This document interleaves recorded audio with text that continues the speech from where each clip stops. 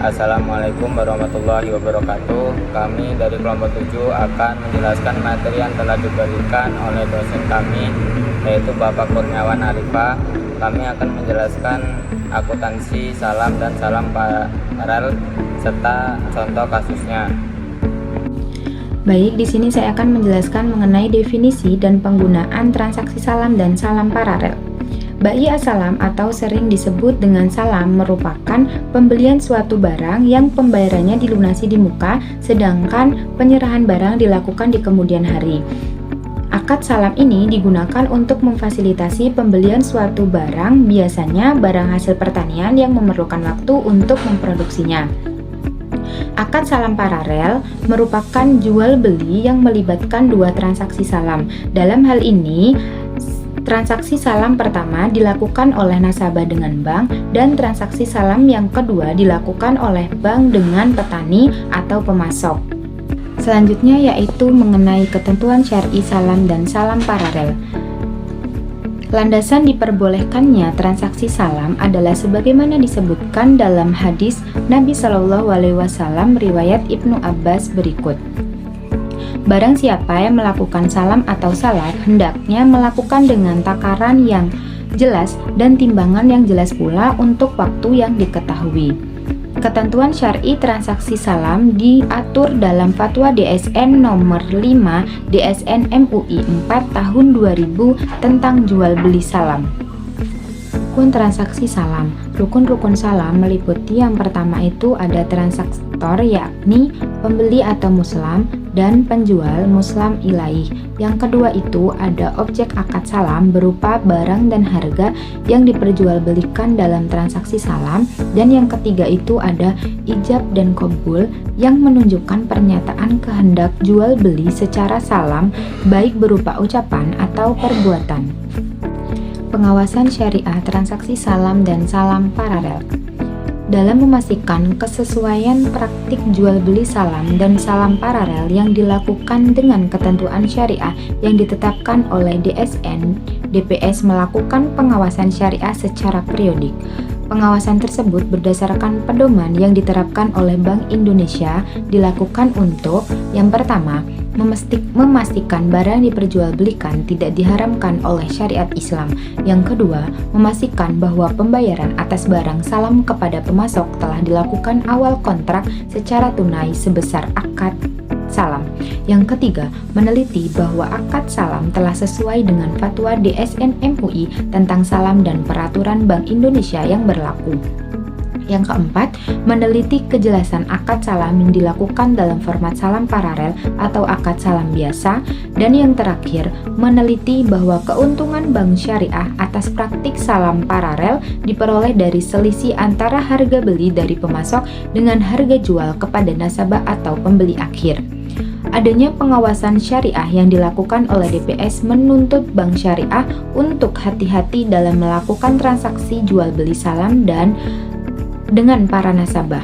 Di samping itu, bank juga dituntut untuk melaksanakan tertib administrasi agar berbagai dokumen yang diperlukan DPS dapat tersedia setiap saat dilakukan pengawasan kesyariahan transaksi salam yang dilakukan.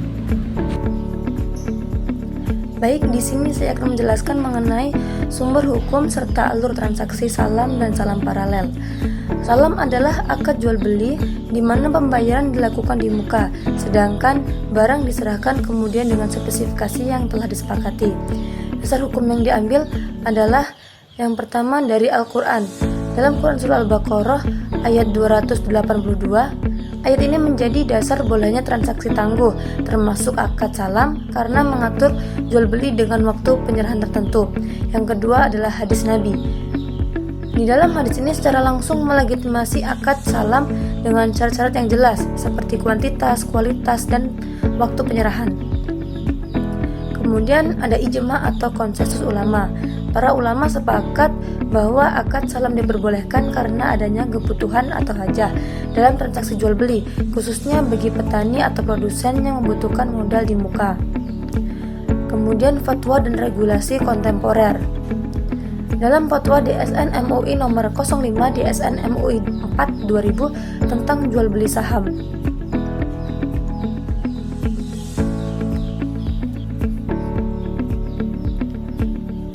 Kemudian fatwa dan regulasi kontemporer. Dalam fatwa DSN MUI nomor 05 DSN MUI 4 2000 tentang jual beli salam, kompilasi hukum ekonomi syariah atau KHES dan standar AAOI FI atau Accounting and Auditing Organization for Islamic Financial Institution. Kemudian sumber hukum salam paralel. Salam paralel adalah dua akad salam yang terpisah. Akad yang pertama adalah antara bank sebagai pembeli dan produsen sebagai penjual. Yang kemudian akad kedua adalah akad kedua antara bank seperti bank sebagai penjual dan pihak ketiga adalah pembeli akhir. Meskipun akadnya saling berkaitan dalam praktik, keduanya harus independen secara hukum atau tidak boleh dikaitkan secara langsung. Dasar hukum yang diambil adalah kias atau analogi. Dianalogikan dengan bolehnya seseorang menjual kembali barang salam setelah menjadi haknya, sehingga diperbolehkan melakukan dua akad salam terpisah selama tidak saling bergantung. Yang kedua adalah kaidah fikih. Hukum asal dalam amal adalah boleh kecuali ada dalil yang melarang. Artinya, selama akad salam paralel memenuhi prinsip syariah dan tidak ada unsur horor atau ketidakpastian, maka diperbolehkan. Kemudian fatwa DSN MUI, fatwa DSN MUI nomor 46 DSN MUI 2 2005 tentang salam paralel. Dalam fatwa ini ditegaskan bahwa salam paralel sah dengan syarat. Yang pertama adalah kedua akad dilakukan secara terpisah, kemudian tidak ada saling bergantung satu sama lain, serta objek salam jelas dan sesuai spesifikasi, dan tidak boleh menjual barang salam sebelum diterima kecuali kepada pihak yang sama dengan akad B. Alur transaksi akad salam. Yang pertama adalah kesepakatan akad. Pihak pembeli atau muslim dan penjual muslim ilaih sepakat atas yang pertama adalah jenis barang, kemudian kualitas, kuantitas, harga, serta waktu dan tempat penyerahan barang. Kemudian pembayaran di muka. Dalam pembeli membayar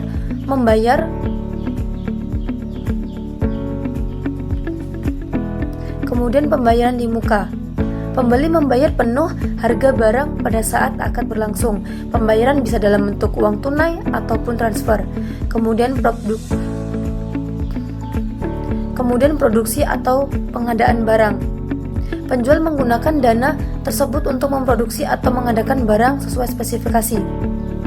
Penyerahan barang yaitu pada waktu yang telah disepakati, penjual menyerahkan barang kepada pembeli sesuai dengan perjanjian di awal. Kemudian akad salam selesai Kemudian akad salam selesai. Akad salam selesai ketika barang diterima sesuai dengan perjanjian. Jika ada cacat atau ketidaksesuaian, pembeli dapat menolak atau menuntut penggantian. Alur transaksi akad salam paralel. Definisi singkatnya, alur transaksi akad salam paralel. Salam paralel adalah dua akad salam yang terdiri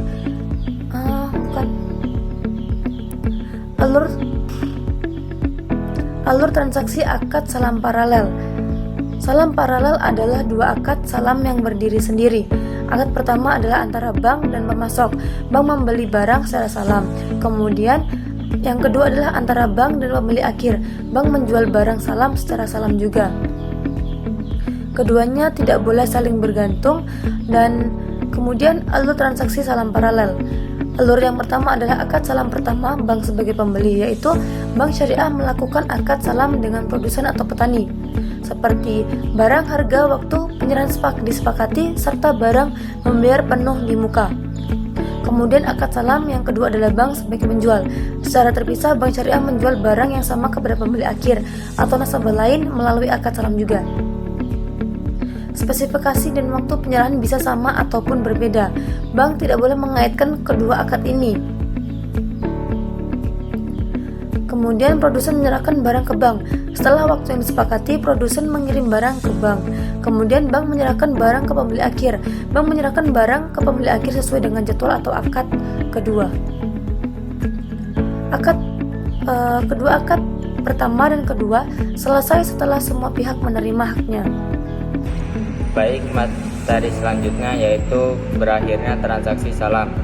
Berakhirnya akad salam. Yang pertama, barang diserahkan oleh penjual kepada pembeli sesuai spesifikasi. Yang kedua, pembeli ridho menerima barang mengganti. Yang ketiga, terjadi pembatalan atau fasak dengan kesepakatan kedua pihak. Yang keempat, kegagalan penjual menyerahkan barang. Yang kelima, terjadinya halangan di luar kemampuan. Terus selanjutnya, berakhirnya akad salam paralel. Yang pertama, masing-masing akad salam selesai secara terpisah. Yang kedua, terjadi prestasi atau ingkar janji di salah satu pihak. Yang ketiga, pembatalan atas kesepakatan bersama. Yang keempat, penyerahan barang selesai seluruhnya. Materi selanjutnya yaitu standar akuntansi untuk salam dan salam paralel.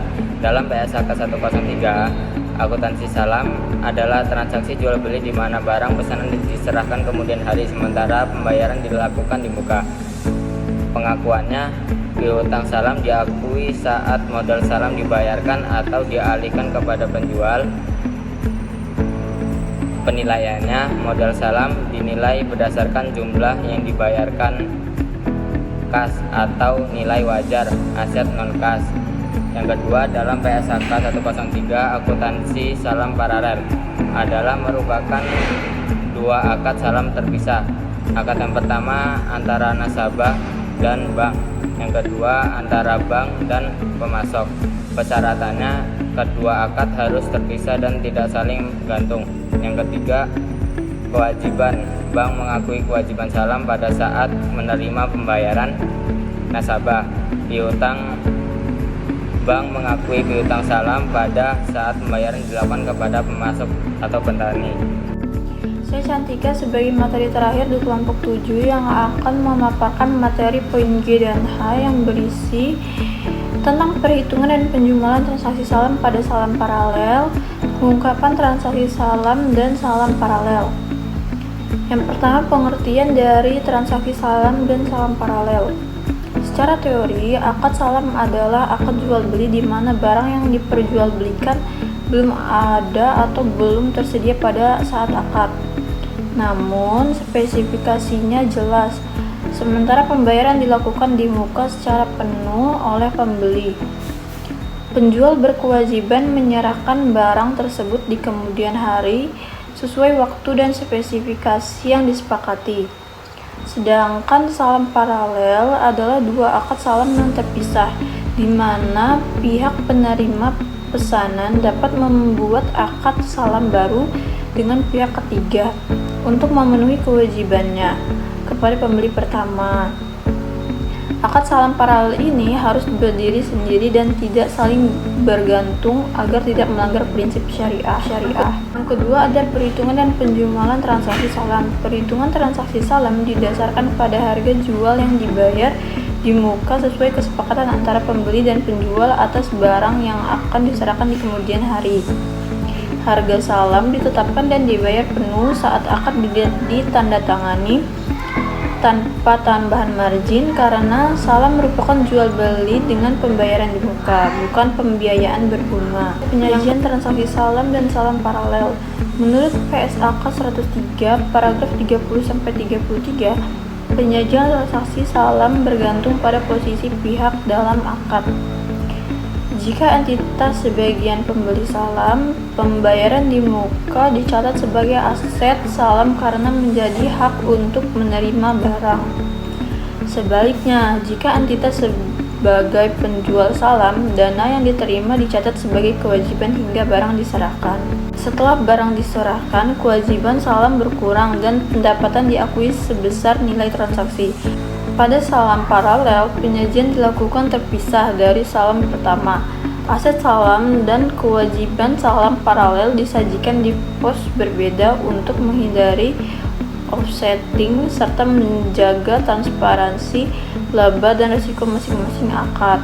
Yang keempat, ada pengungkapan transaksi salam dan salam paralel. Menurut PSAK 103 paragraf 36-38, lembaga keuangan syariah wajib mengungkapkan informasi yang memadai terkait transaksi salam dan salam paralel dalam catatan atas laporan keuangan. Pengungkapan mencakup kebijakan akuntansi, nilai kontrak yang masih berjalan, aset atau kewajiban salam, jadwal penyerahan barang, serta rincian akad saham paralel. Lembaga juga harus mengungkapkan risiko gagal serah, kebijakan pengelolaan risiko, dan margin keuntungan dari selisih harga dalam paralel. Tujuan utamanya adalah memastikan transparansi, akuntabilitas, dan kepatuhan terhadap prinsip syariah, bebas dari unsur riba, gharar, dan maisir. Jadi, kesimpulan yang didapat adalah transaksi salam dan salam paralel merupakan jual beli dengan pembayaran di muka untuk barang yang diserahkan kemudian. Perhitungan diserahkan pada harga yang disepakati tanpa bunga. Penyajian mengikuti posisi pihak dan akad. Pembeli mencatat sebagai aset, penjual sebagai kewajiban, dan salam paralel disajikan terpisah. Pengungkapan meliputi kebijakan akuntansi, nilai kontrak, resiko, dan margin keuntungan untuk menjaga transparansi dan kepatuhan terhadap prinsip syariah. Baik, selanjutnya contoh kasus PT Torik Agromandiri membutuhkan 100 ton biji jantung hibrida untuk keperluan ekspor 6 bulan yang akan datang pada tanggal 1 Juni 2025. PT Torik Agromandiri melakukan pembelian jagung dengan skema salam kepada Bank Syariah Sejahtera. Adapun informasi tentang pembelian tersebut adalah sebagai berikut.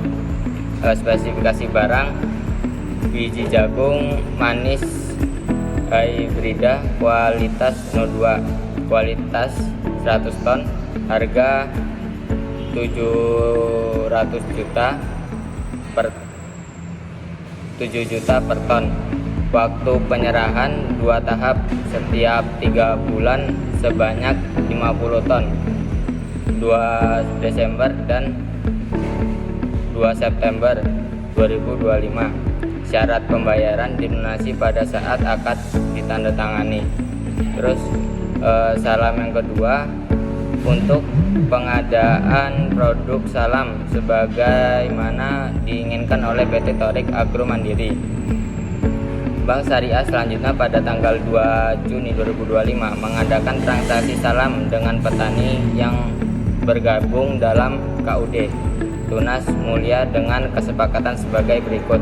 Spesifikasi barangnya: biji jagung manis hibrida kualitas 02, kualitas 100 ton, harga 650 juta, per tonnya 6.500.000. Penyerahan modal uang tunai sejumlah 650 juta.